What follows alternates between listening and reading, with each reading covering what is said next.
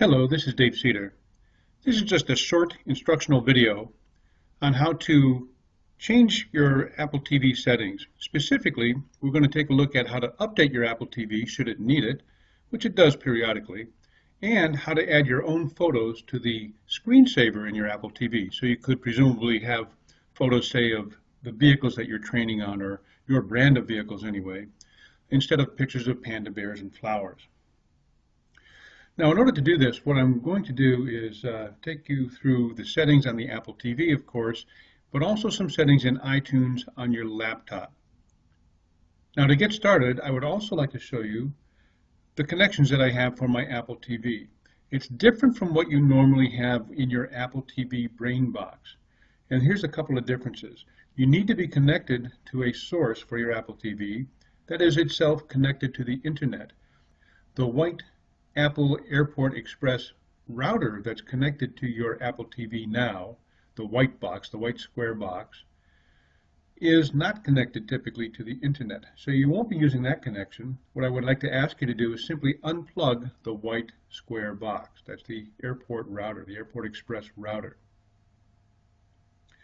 So that will free up your Apple TV to go looking for Wi-Fi connections. Now, if you're at home, presumably you have a Wi-Fi connection, and if you do, I will show you how to go and find the Wi-Fi settings and punch in your password. So we'll take a look at that, but first I want to show you how to set up the Apple TV itself. Notice that for this exercise, since I'm going to be using Wi-Fi to connect to the Apple TV, I really only need to have two things plugged into the Apple TV box: the power cord and the HDMI cord leading to my TV monitor. Now, to complete these setups, I'm going to need my Apple TV plugged in as I just showed you. I'm also going to need the small silver remote that came with my Apple TV so that I can get into the settings that will be displayed on my TV monitor. I'm also going to use iTunes on my laptop to do a couple of setups and to transfer those photos so that I can have my own pictures showing when my Apple TV's screensaver turns on. Oh, by the way, I should also mention that we're going to use the Apple TV remote, the small silver remote, of course. Primarily, I'm going to be using the menu button and the center of the ring, as well as the arrows around the ring for this exercise, for doing the Apple TV setups. And keep in mind, this is an infrared device. It needs to be pointing at the front of the Apple TV, the part where you can see the LED. Now, in your Apple TV brain boxes, that's actually on the very top of the Apple TV if you've got it set up in the frame and on the TV stand. So I would suggest that maybe you want to do this without it being in the TV stand. Although sometimes if you've got a white ceiling, for instance, just pointing the remote somewhere in the general direction of the Apple TV might get the job done. But just bear in mind that it does have to see from the front of the Apple TV, the top of the Apple TV remote, somewhere to that panel on the Apple TV itself. First, we'll take a look at the settings needed on the Apple TV. You'll recognize this display, of course, as being the Apple TV's display when it does not have a feed yet from your iPad. So I'm just going to hit the right arrow on my Apple TV remote so that settings is selected. You can see I'm moving it back and forth. With settings selected, I press the center of the circle to go into the menu. And the first thing I want to do is go into the general menu and go down to network, so that I can choose my Wi-Fi network.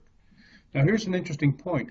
You really cannot use hotel Wi-Fi for this because hotel Wi-Fi typically requires a browser where you would enter, say, your room number and your name or a password of some sort. We can't really do that on the Apple TV. We need one that just requires a typical password for an SSID. So I'm going to use my phone's Wi-Fi hotspot capability to make this setup.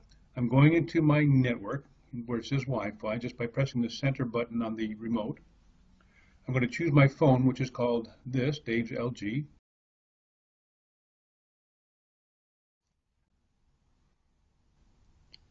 And now I can enter my Wi-Fi password. This is a rather tedious process, so I may not make you watch the entire thing. But suffice it to say, you move your cursor around to type in whatever your password happens to be. You can see there are numbers down here if you need them. If you need capital letters, you can go up here to select capital letters. If you have symbols you need to enter, you can use this setting at the top here as well. Mine is all lowercase. And then when you're done, move to the right with the right arrow around the circle on your Apple TV remote and highlight Submit and press the center of the circle. And we're done. Now that I have this connection ready, I'm going to go back one using my menu button. The menu button takes you back a level in the menus on the Apple TV. And I'm going to go to Software Updates and just see if I have any. I've recently updated my software, and yet I see that there is a download still available. So I'm going to go ahead and download that and install. And you know, we typically don't connect our Apple TVs to any live network, any network with an internet connection. So we wind up having Apple TVs that are woefully behind in their updates. So when you're setting up to do this, you probably do want to go into the software updates as I just did and check to see if you have a software update. You know, as we continually update the software or iOS on our iPads, there are times when the Apple TV actually needs its own firmware update in order to keep up. So it's a good idea when you're doing this setup, particularly if you're just coming in here to change the photos, you might want to spend a little extra time, do whatever updates it recommends, and then proceed. Okay, so that update wasn't too bad. It took about 15 minutes, and now my Apple TV's software or firmware is all up to date and ready to go. Now I can move on to working with my screensaver. But in order to do that, I actually have to start on iTunes on my laptop. So we're going to stop at this point and get off the Apple TV and do some things on the laptop in iTunes.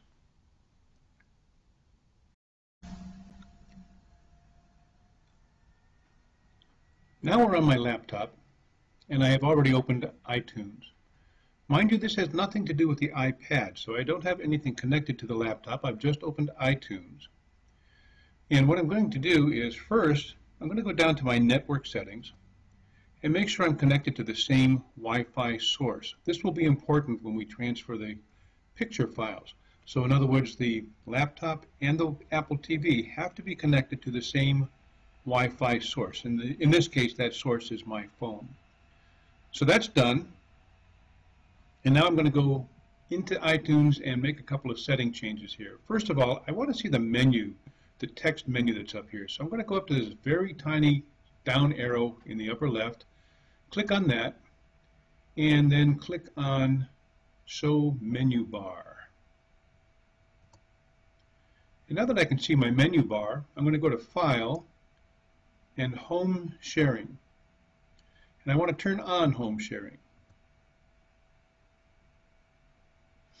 So now that I've into Home Sharing, I do have to log in. So this is just like logging into the iTunes store.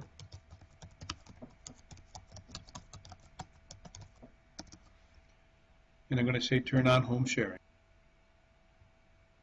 And now my home sharing is on. Now I just want to go back into File and to Home Sharing, and this time I'm going to go to Choose Photos to Share with Apple TV. And I want to browse to the folder where I want to share photos from. So first I click on Share the Photos,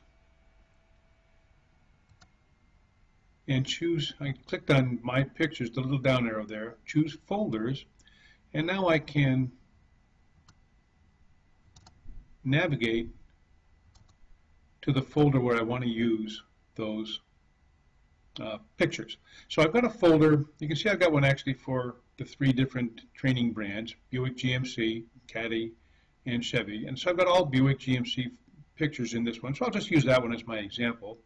I'm going to select that folder. And all I have to do down here is choose Include Videos, and then the Apply button shows up. Now I'm not going to have any videos, but that allows me to click Apply. So now I've told iTunes on my laptop that I want to use this folder and the photos in this folder as my screensaver on my Apple TV. So I'm in good shape there. Now I need to switch back to my Apple TV settings and complete the settings over there. Back on the Apple TV now, there's a couple more things to do. First, I'm going to go to Computers and turn on Home Sharing here as well. I'm going to have to enter my login ID and password just like I was logging into the iTunes store, just like I did on my laptop just a minute ago in iTunes, only in a much more tedious fashion. Okay, so I've entered my login ID. You can see it appears underneath where it says Home Sharing Setup at the top of the screen. And now I'm going to punch in my password. Now I have my password entered and I can hit Submit.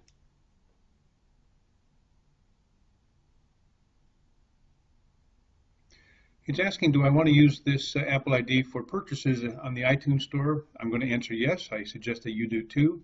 You'll likely never make purchases from your Apple TV unless you happen to hook this up to your home system. But a no will not allow home sharing to turn on. So say yes. And then click the center of your Apple TV remote's circle icon again to say OK. So home sharing is done, is on, and now I can hit the menu button to go back in the menu on the Apple TV and finally get up to that screensaver. So remember earlier in iTunes on my laptop, I told iTunes to use a particular folder and the pictures in that folder. So if I go into my screensaver now, since I'm connected to the same network, I should be able to go down to Photos and choose that library. If I hadn't done that setup, this dCedars library would not even appear here. I would have only these other options, which are the ones that we've already had. So I'm going to choose my library, and it's actually going to download photos from my library. Once the photos are downloaded, I can actually go up and use my preview. So let's take a look at that. Now, I've had these already loaded previously, so mine are probably pretty much all in there. It might take yours 4 or 5 minutes or so, maybe a little longer depending on the speed of your internet connection. But ultimately, you'll be able to use your menu button to back out of Photos and then go up one with an arrow and use the center of the Apple TV's circle remote icon or control to go into Preview. And Preview just kind of turns on the screensaver automatically so you can see what it looks like. Now, please forgive the quality of this photo, of this video rather. It's kind of a compromise to make sure that it shows things as best it can. But suffice it to say that the photos look really good on the monitor that I'm looking at. So yours will look equally good. Notice too that the photos in this case are coming on in a different format than what you've been seeing in the past, right? You normally see them kind of float up from the bottom in little individual sort of bubbles, and that's because there's a whole bunch of different formats for your photos to come up, for your screensaver to work. If I scroll down here, I've just hit my menu button to get out of the preview, and I'm going to scroll down and show you how many different types of motifs or formats there are for all of these. Sliding panels is my favorite. I like it because it has a lot of different photos on the screen at once, but there's all kinds of different ones here. There's even some here from Ken Burns, who has things that kind of zoom in and zoom out in the snapshots. There's a whole bunch of different things. Here's a really interesting thing, just to show you the variability, how many different types of looks there are here. I just chose Scrapbook. I'm going to go back up to my preview, and you'll see it really does kind of look like a scrapbook. Now typically, I believe the scrapbook only shows one photo at a time, but it's a pretty nice effect. And there's just all kinds of others in here. So I would encourage you to experiment on your own and see which ones you really like. Here's a holiday motif. How about that? So you can change things by the season if you want to. I'm not sure how much you'd want to, but if you wanted to, that capability is here. Just a lot of fun little things you can change to your liking. Now, I should also mention that some of these will give you the opportunity to change how fast they switch, how quick they are. In fact, I think if I go into the Ken Burns settings, I might see that setting. Time per slide under Ken Burns. So I can go into that, change it from 10 to 20 seconds to 2 seconds to 3. And this affects some of them, but not all of them. So you can choose that and then choose one of these other settings down here if you like. Here's page flip. Maybe I'll try that. And then the other setting that's perhaps even more useful to you is you can change how quickly the screensaver pops up. So a lot of you have probably had the experience where you were just talking on one slide for maybe a little bit too long, and then it went to the screensaver, and suddenly you were seeing panda bears and flowers instead of seeing the slide that you were just on, and you had to actually start your AirPlay over again because of that. Well, here you can actually go up to Start After in the screensaver settings, and you can choose 2 minutes or 5 minutes or 10 or 15 minutes, or you can say, hey, 30 minutes, never. I never want the screensaver to come up. Now, if that's your option, please don't bother uploading any photos because they'll never show. But I did want to show you that you could change the time that the slide will stay up before the screensaver kicks in. A lot of folks have been choosing 15 minutes, some have chosen 30, some have chosen never. Almost nobody leaves it at 2 or 5 minutes. So that's the settings for your screensaver. And I want to mention one other thing. If you go back in here when you're not connected to the same Wi-Fi network as iTunes on your laptop, and you say, okay, I want to use the National Geographic again, or any one of the other stock photo sets, you lose your library altogether. It just gets completely obliterated, and you'd have to do the same connection again that we just accomplished in order to bring your own photos back. So just be aware that if you choose one of those others and then go back to find your photos, they won't be there anymore. I'm just going to back out of here. And notice, by the way, since I have an internet connection, all of the other usual settings that many of you, I'm sure, have seen when you've hooked up your Apple TV to a TV when it's connected to the internet are all here. So that's why it looks so much different here. But that's pretty much it. That's all you need to do to change the photos in your Apple TV for the screensaver and make it look a little better. By the way, there's lots of photos available on GM Media, and of course there's a link there to the Heritage Center, so if you want to get some photos in there from older versions of our vehicles too, there's a lot of options there as well. Thanks everybody for listening and watching. I hope this has been helpful.